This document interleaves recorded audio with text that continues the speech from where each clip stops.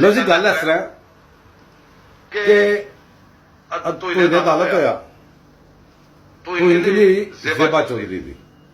notice के लिया Islamabad high court ने नोटिस लैने वाले पासे हो गए तो छुट्टी गुजार के आ गया अतर मिलना माफी मंगाने की बजाय खुद माफी मांग के पैरी पै रहे हैं कि माफी मांग रहा है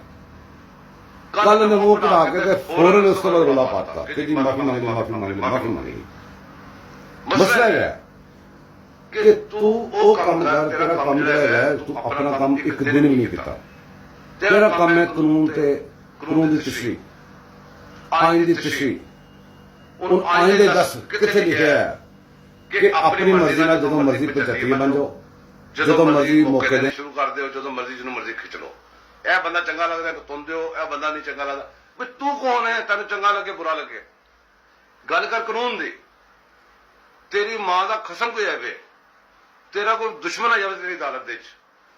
तेरे मुंह दे कानून ते आइन बोलना चाहिए ना कि तू ਇਹੋ ਜਿਹੇ फैसले करे जो कर रहे हैं